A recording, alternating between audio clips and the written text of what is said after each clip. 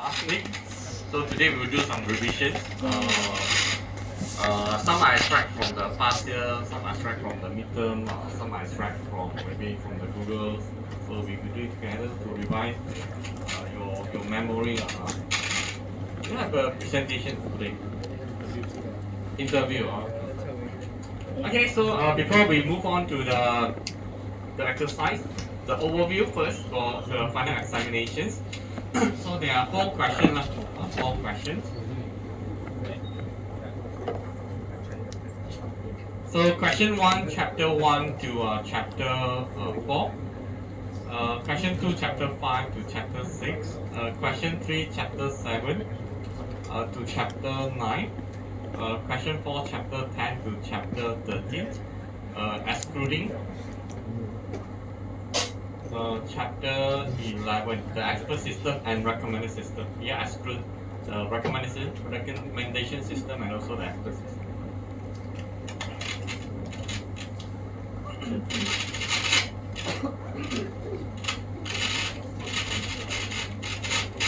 Okay, so if you have already done some of the past year questions, you can just double check, maybe cross check the answer with my one. Or if there are any questions during the so-called the class, please feel free to raise up your hand and get it.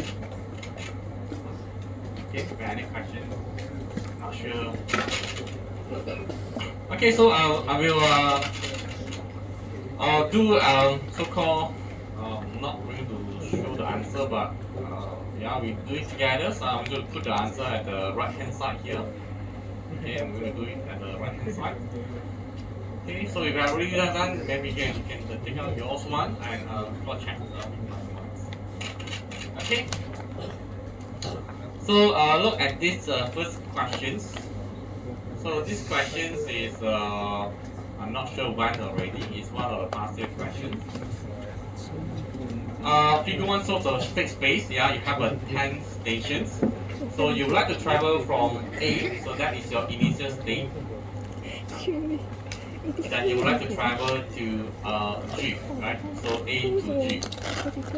So formulate the goal, optimal solutions, abstractions here. Okay, so where is your goal? Where is your goal?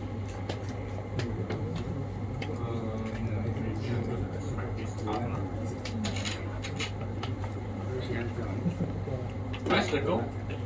G, yeah? Okay. What is the optimal solution to reach the G in the shortest path? Yeah, the question also stated that you have to find the travel path. Okay. I think this is oh, this is okay. I think this is not this one. This one is fine.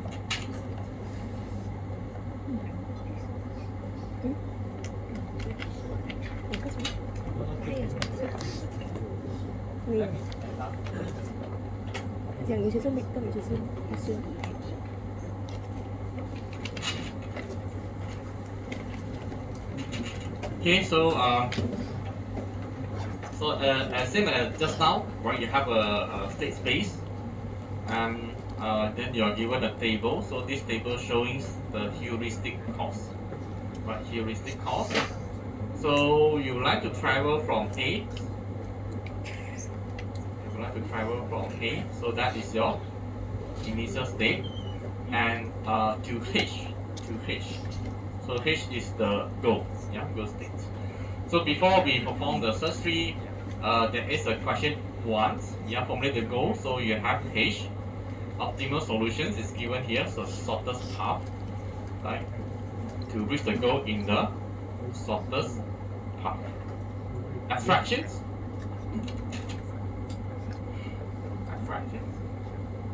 Time, yeah, the scope. So time is not our concern. Weather is not our concern. Number of traffic lights is not our concern. That will be the answer. So initial state you have A. Successor function is the functions that used to generate a successor from the current state. If you don't understand what is the means by this sentence, it means that you have to define in your code later on what are the successors that can be generated from a certain state. For example, A can go to B, yeah, A can go to E, yeah, for example, E can go to G, E can go to F. So these are all the state, yeah, the successor that can be generated from the current state.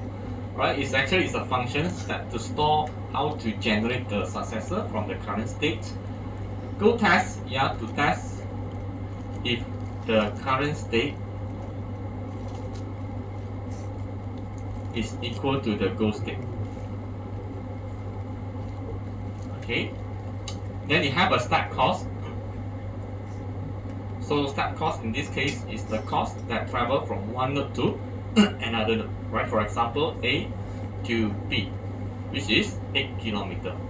Yeah, start cost is the cost that travel one state to another state. Yeah, you can give one example. The A to B is path cost is the total distance. Yeah, total distance along the path. For example, let's say we travel A to E, E to G, right? A to E, E to G is 13 plus 4, which is 17 kilometer. So go optimal solutions, abstractions, initial state, successor functions, go test, start cost, and path cost. So this one will cost 8 marks, right? 8 marks.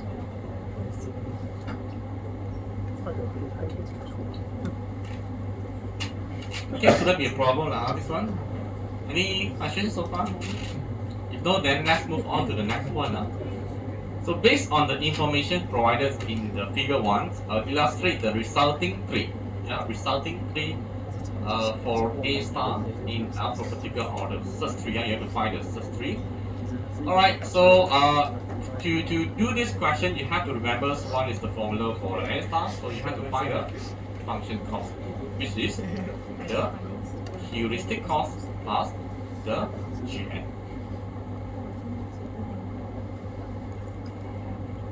Okay, so the value given in the state space here is known as the so-called the stack cost.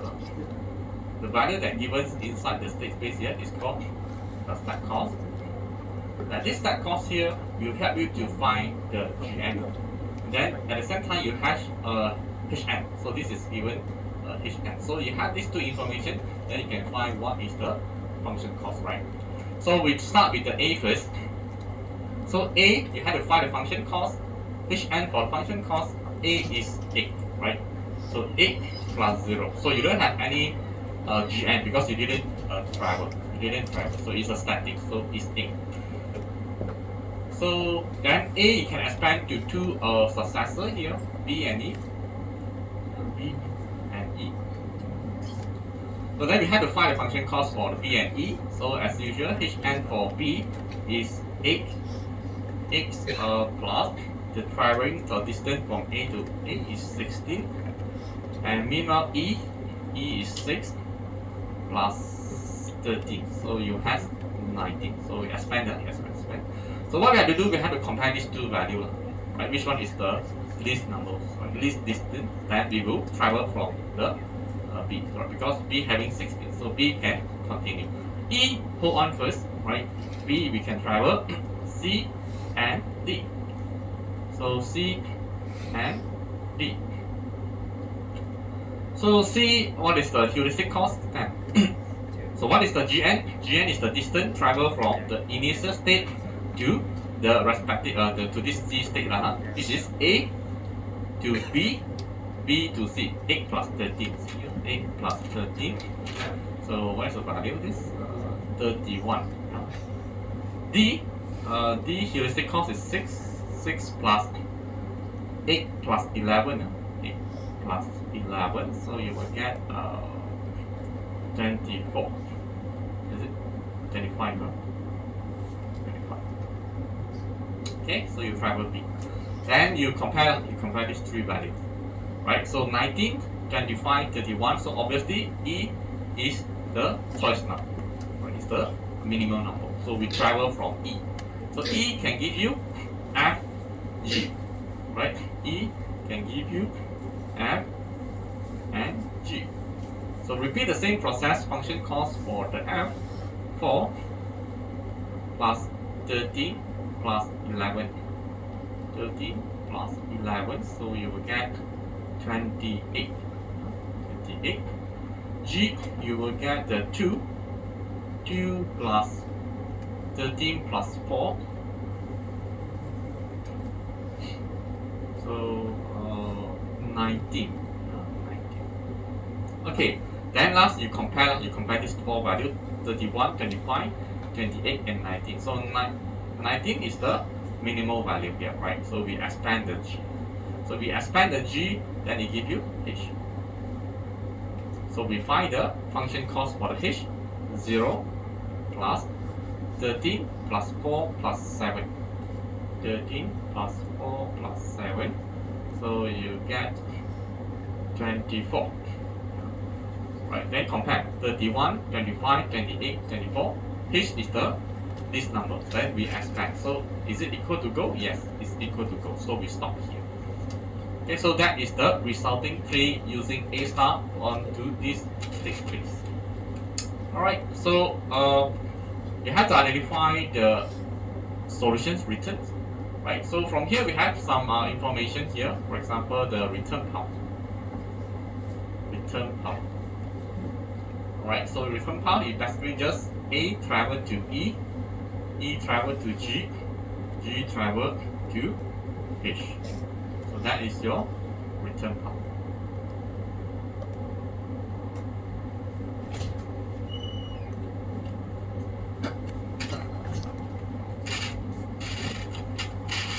Okay, what is the search path? Let's say it's not in the question, but what is the search path? It is A. A, you travel, right? You expand B. You search B. B, you search. Okay, then no more. You search E. E, you search G. G, you search H, right? Okay, you expand A first, then expand B, then expand E, then expand G, then expand H. So that is your search path. So another information you can obtain here is your cost, the path cost. Right. So what is the total traveling distance from A to H? And you just need to add the distance from A to E, E to G, G to H, which is A to E, 13. Right. So the green color is the travel distance. 13 plus E to G, 4, 7. So 14, 17, 24 kilometers. So it means that it takes 24 kilometers that travel from A to H. So always remember that the heuristic functions, the heuristic cost here, will not contribute to the traveling distance. The traveling distance, this distance is the physical distance, the distance that you will actually go through the drive. The heuristic cost here is actually just a virtual value, some value that help you to find the optimal solutions. Right? So don't involve the heuristic cost in the path cost.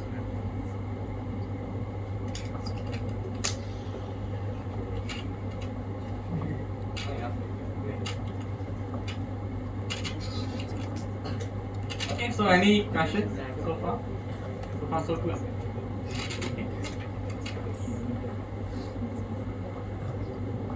Okay, so I give you some time, 1-2 minutes, then I will move on to the next question, which is not inside this so-called questions. I'll give you additional question later.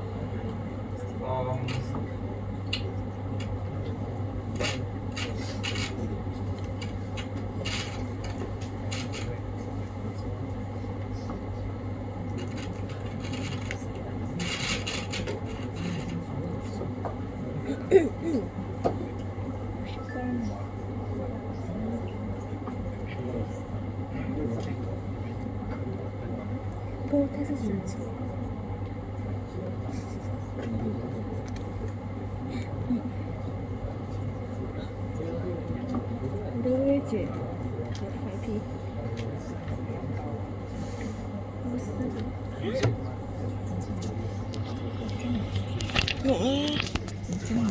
拍。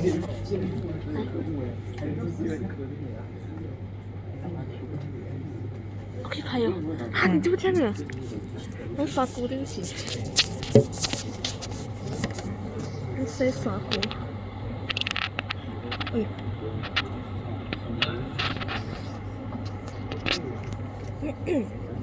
然后我有点心动，有点痛了。有防抖，有防抖。Okay, so I'm going to crop this movie down in case this and I will. 我真不知道。我操！炸裂！炸裂！炸裂！怎么有？严重炸裂。Okay, let's say it's out of the bit. If let's say now I ask you to find. Can you find the so-called the solutions, which is A to H, using a depth search? Can you show the resulting search tree for the depth search? Okay, when you have this kind of question, depth search, breadth search, always remember these depth search, breadth search, they are blind search. So they are blind search. That's search based on the patterns. So don't include any what so-called the stack cost or maybe the heuristic cost in your calculations, in your so-called expansions, right? Never, because depth search and breadth search, they are blind search. Unless you're using A star, Uprime, or Gaspers, then you have to include this value. So how to use the depth search to expand it? So I will use the blue color. I'm going to use the blue color. So we start from A first. Right, start from A first. Expand A. A expands, you can B and E, right? Follow alphabetical orders. Follow alphabetical orders. So A expand to B, yeah? A expand to B. But at the same time, you can also actually expand to E, but this is depth search. So E here is optional that you want to put it or not. Because this is depth search, we focus on one direction. You can put a dotted line to like somehow store the E in case, let's say you have a dead end that in this path, then you can actually backtrack and travel to the E. But at the same time, you can actually ignore or you want to put the E, it doesn't matter. Right? You want to just leave it like this, or you want to put the one that just now, I put the dotted line, that is also okay. Both also acceptable. So B travel, follow alphabetical orders, C. Right? So you travel AB, B follow, you can go to C, so you can go to C. C continue, you can go to D. D continue, you can go to follow alphabetical order in F, right? F first. Right, F continue, you get H. So H check, is it equal to go? Yes, so stop it. So this is the answer or the resulting search tree for depth search.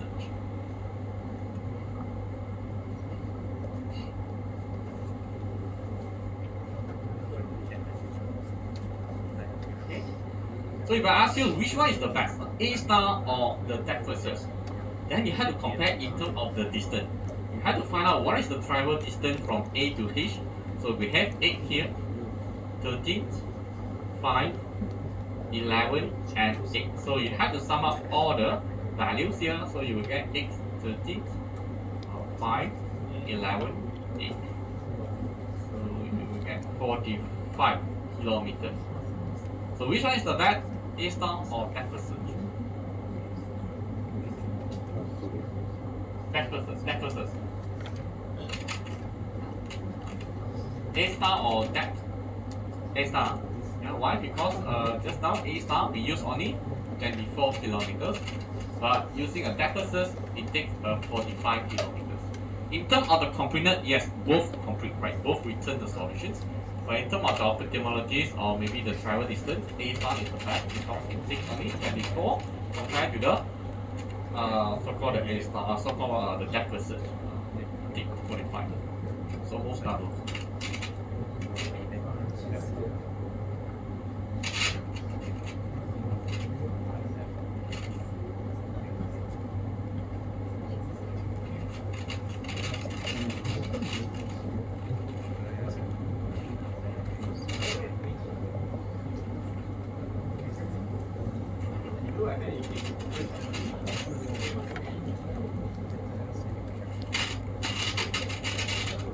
Okay, so that is basically the question number 1.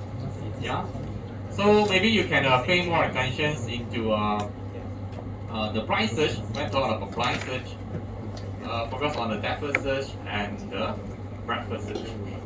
For the heuristic search, you can focus on the best first search and also the A star.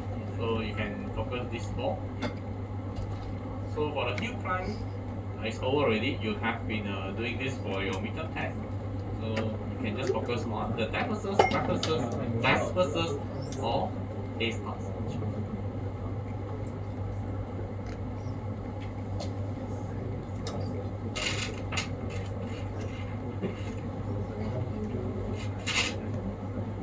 Okay, so 5, 4, 3, 2, 1, next.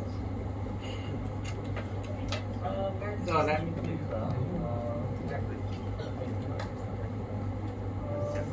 okay. So easy one, simple one.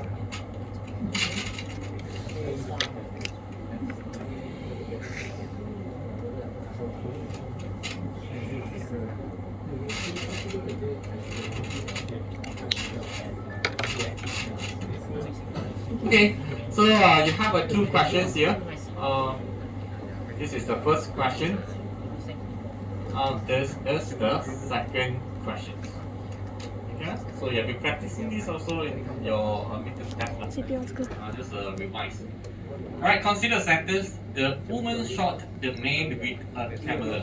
Right. Explain 2 types of ambiguities found in sentence as.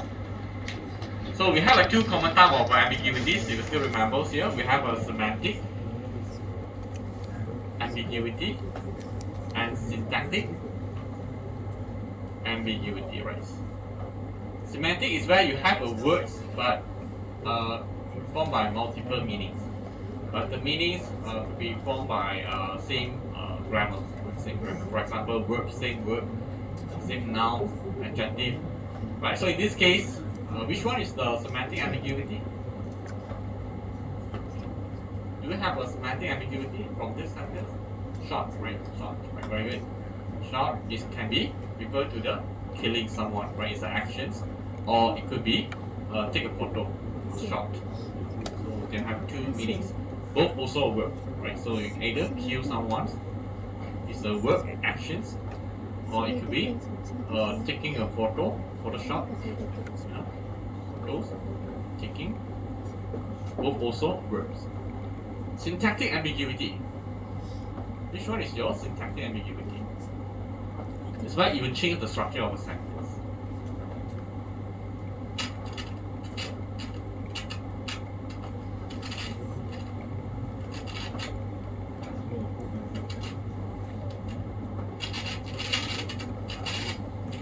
With the camera. Okay, with the camera, yes. So we're not sure whether the man with the camera, yeah, or the woman with the camera. So there is a syntactic ambiguity.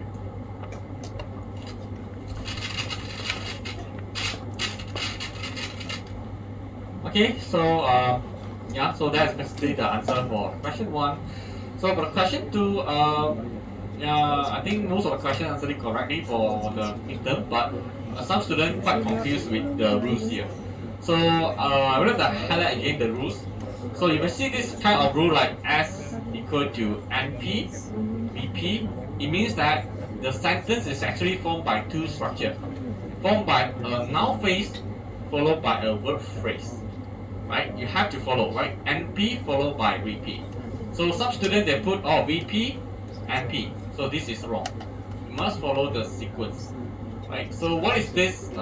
It's actually a grammar rules. It's like you want to construct a sentence, right? I want to eat a bowl of rice. Like this is the proper way to construct a sentence. I want to eat. So you cannot say the rice eat me in a bowl, right? Cannot. So the structure, the sentence, the sequence is very important. So you have to follow the sequence as NP followed by the VP. So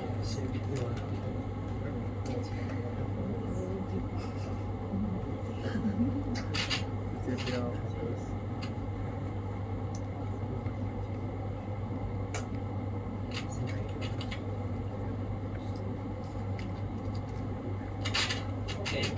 So the is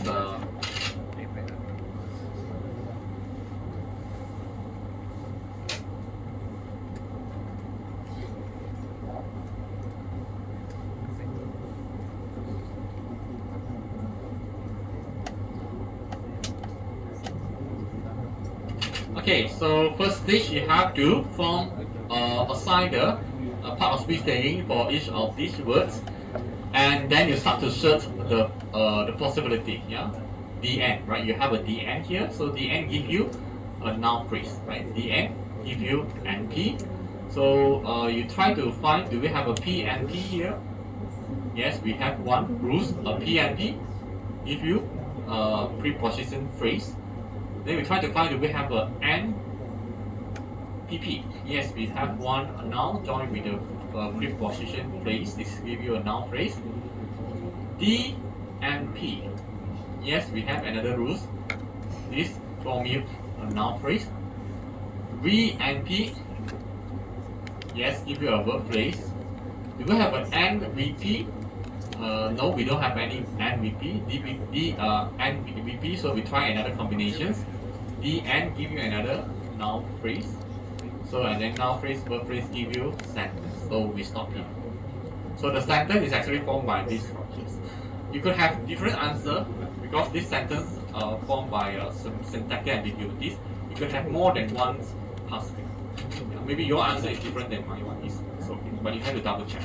Okay, so this is one of the answers.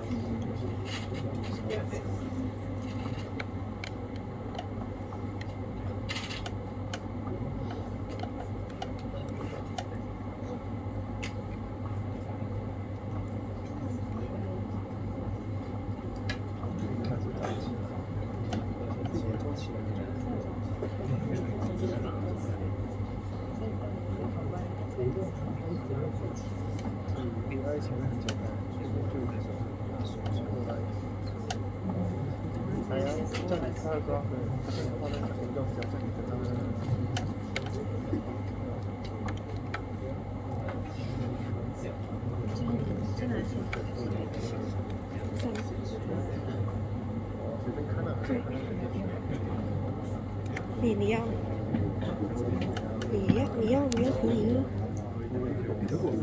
嗨，到吧。Okay, that's simple. Boleh? Roy? 你这个防抖有心动。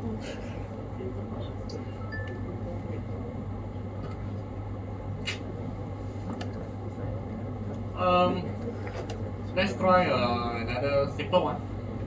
Okay. Expert system certainty factors. Certainty factors.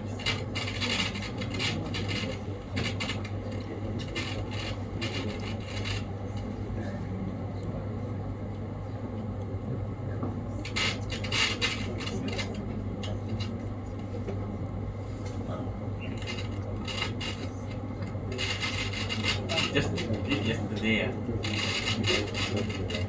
You want to try? Okay, so we have rules here. Yeah, we have three rules: R1, R2, and R3.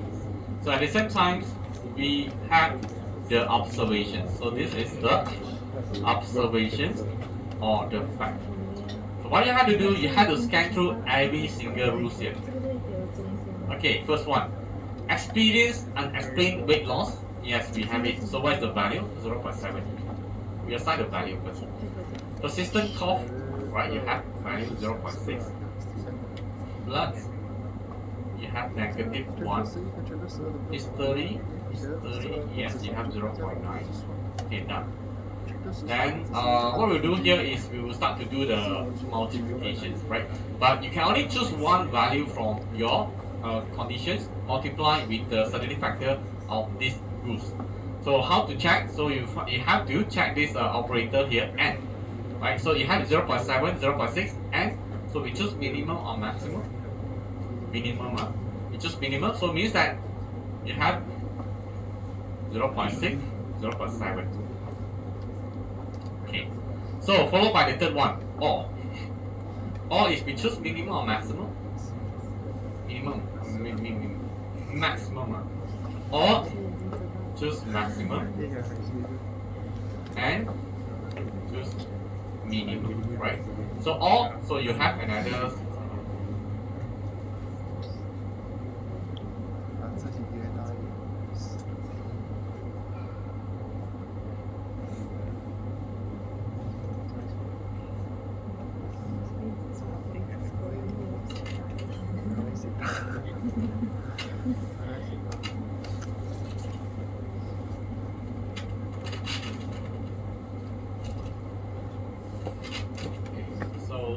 So maximum.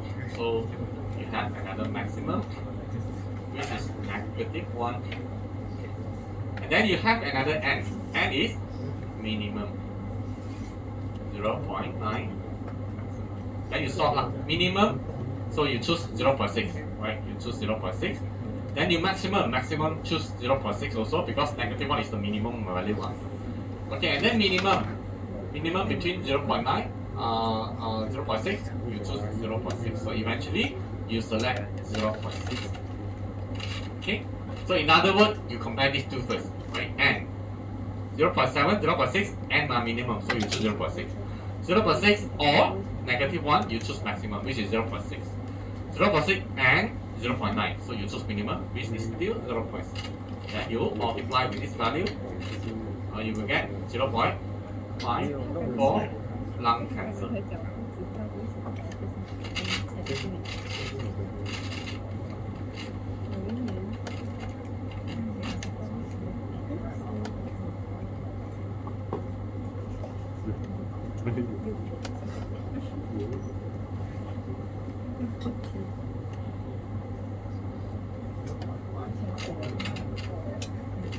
Alright, then continue with the second one, cough, 0.6, smoking, 0.9, environmental toxin, yeah, we have that value. Okay, so yeah, and we choose minimum value, which is 0.6 or 0.75, so we choose the maximum, which is 0.75. So multiply 0.75 with 0.7, you will get 0.525 lung cancer. So you have one conclusion, you have a second conclusion, then we go to the third one. Exhibit symptoms, yeah, we have this value 0.2. History of smoking, exposure of environmental. Okay, same n or n here, so you can just choose the minimum value among all. First is 0.2, 0.2 multiplied 0.8, 0.16 lung cancer. So you have a three conclusion here: 0.54 lung cancer, 0.525 lung cancer, and 0.16 lung cancer. So what have to do? We average them. Then we average them. Cannot all identify the three. Is it correct? Yeah. You. Ask you pass to your friend. Yes, average. How many say average? Average, correct? So you don't average, Have you attended tutorial? Tutorial? No. Very honest. You're sick. Okay, so how to come up with a final conclusion? Because three of them you have the same conclusion. We do combinations, right? You have to combine these two first using these equations. Using this equation. So you have to check if both are positive, right? If both of these are positive value, then you use the first equation. If any one of it is negative, one of it is positive, then you use the third equation. If you both also negative, let's say negative 0.5, negative 0.525, then you use the second equation. But in this case, both also positive. So we take the first equation, you just substitute 0.54 0.525 minus 0.54 multiply 0.525. So you're going to get a value 0.78 lung cancer.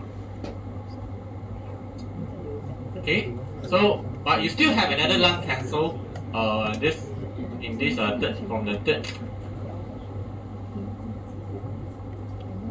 From the third rules. Then you have to further combine this with this one. So this one will be your CF1. This one is your CF2. Both also positive. That's why 0.78 plus 0.16 minus 0.78 multiplied to 0.16.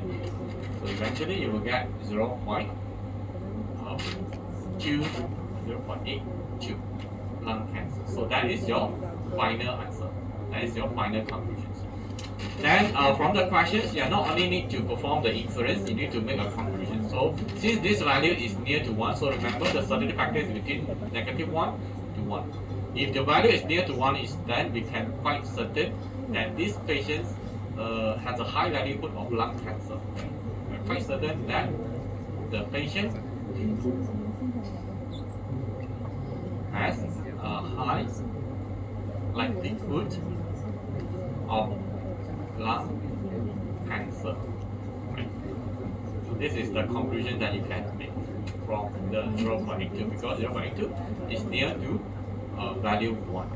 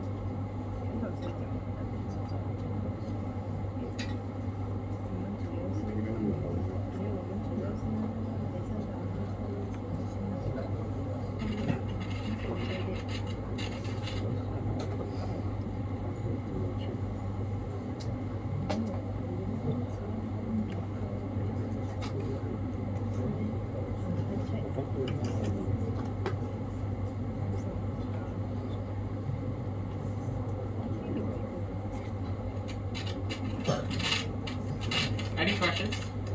No questions, then I'll move on to the next one. Okay, no, I move to the next one. Okay. Alright, so settle. So this one normally from the question number 4. This one should be question number 4. Okay, so let's try the difficult one.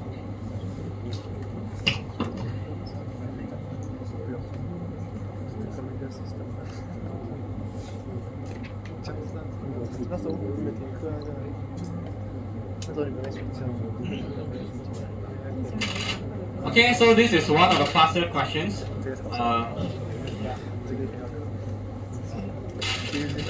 Okay, so let's try to understand this question first. Yeah? It's actually not difficult as you think.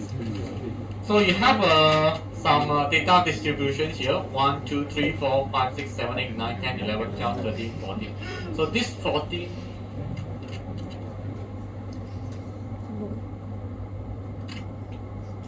data, okay, these 14 data are actually historical data.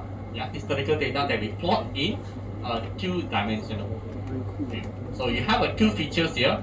So assume that this is features number 1, glucose levels. Let's say glucose test. You have a X2 blood sugar test. You have two features. So it means that you have two features, x1, x2, that you want to predict that if a new sample, you have a new sample, you want to predict whether this patient having normal pre-diabetes or diabetes. Yeah, you have two features. You want to predict whether these patients belong to normal, pre-diabetes or diabetes. Three classes. Yeah, C1, C2, and C3. Okay, so alright, so look at the question. Based on two features, fasting and okay, blah blah. Again, three different classes. Calculate the probability showing the step that the patients belong to each class using k nearest neighbor. When there is a k nearest neighbor, first thing that comes into mind is distance base. It is a distance base.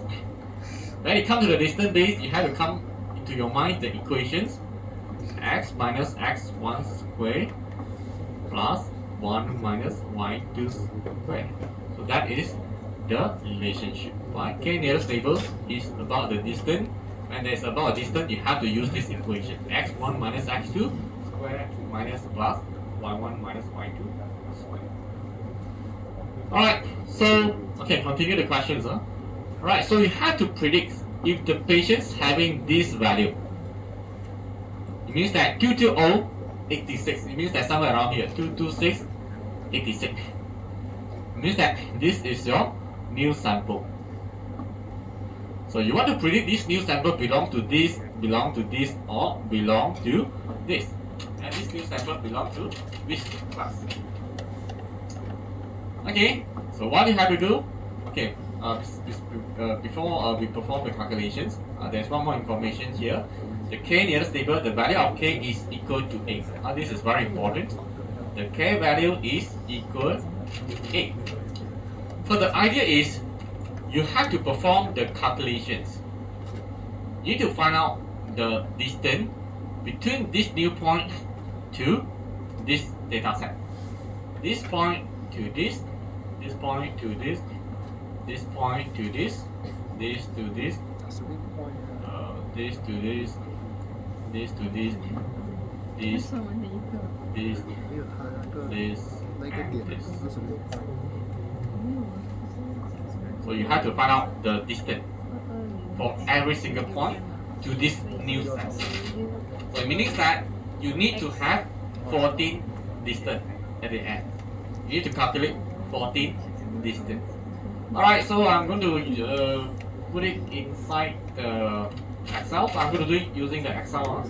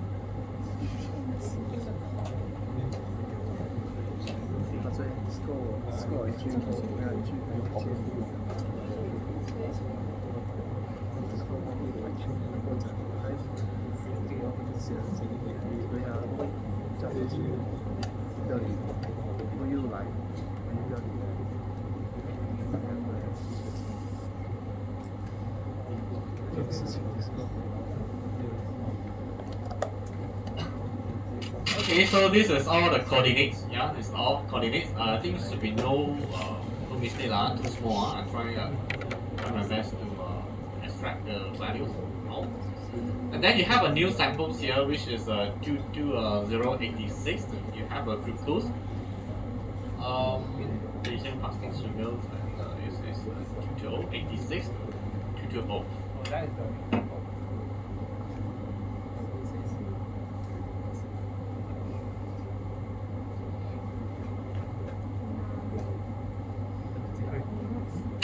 Okay, so the next step you have to find the distance. Yeah, you have to find the distance that from this new sample to this.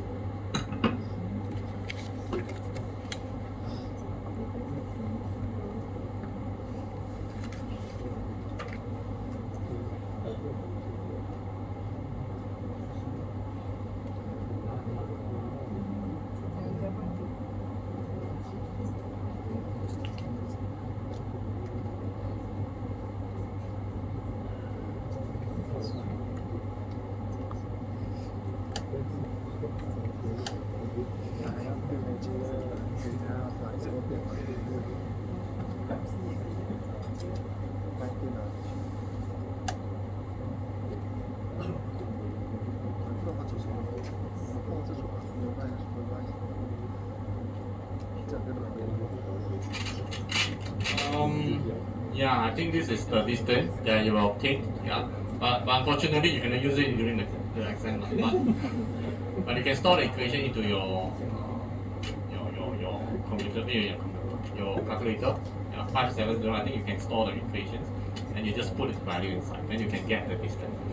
So what's next? Right after you get the distance, so you have to find the top 8 point that's closest to the new samples, right? You have to find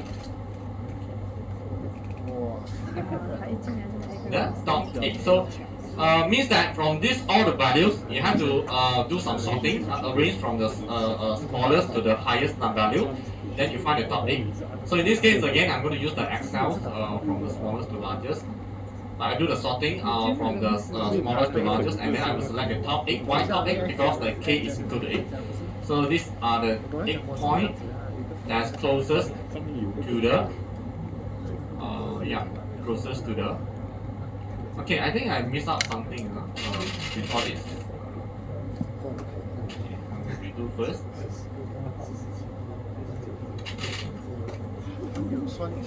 Class. So let me assign a class first. 89, 89, 99, 106. So the 41 is the normal.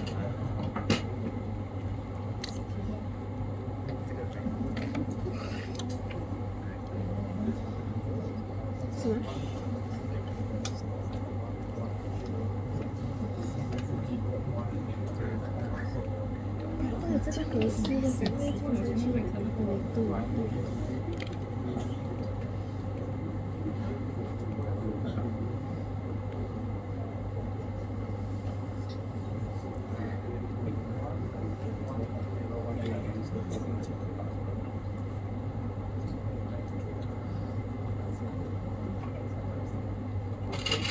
Yeah, so that is the complete one. Then only I will do the sortings from the smallest to the largest. Alright, and then I will select the top 8 points, 2, 4, 6, 8 points. Yeah, 2, 4, 6, 8. So these are the 8 points that's closest to the new sample. So that is the answer. But not yet finished. Not yet finished. So from here,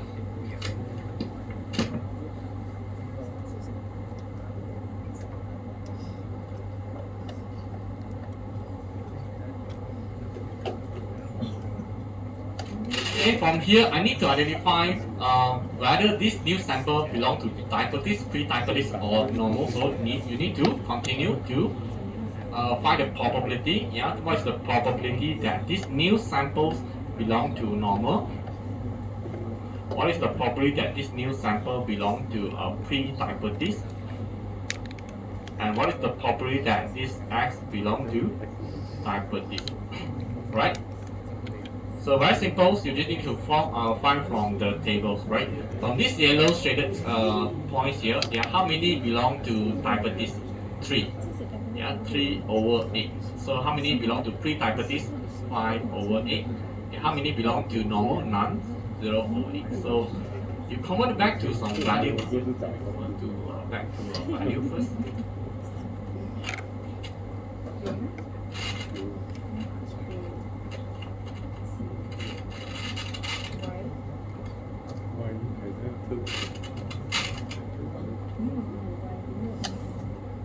So this one you will get 0.625, 0.775, and this is 0.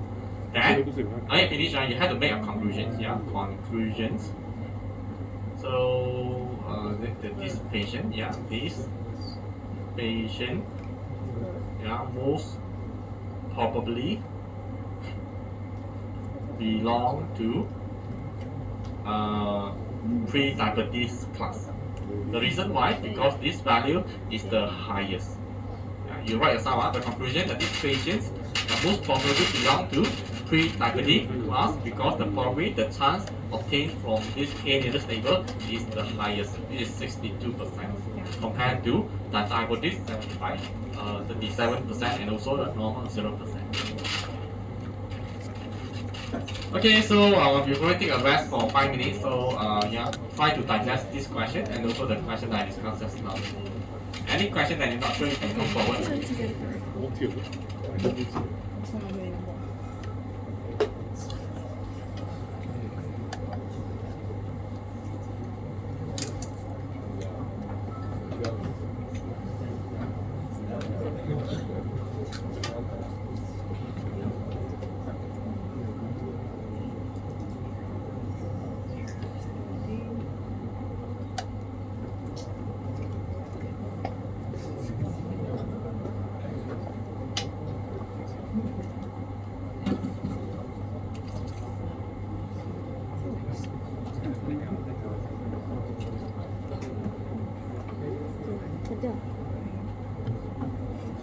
OK，这里要关掉。抛谁边？哦，抛手。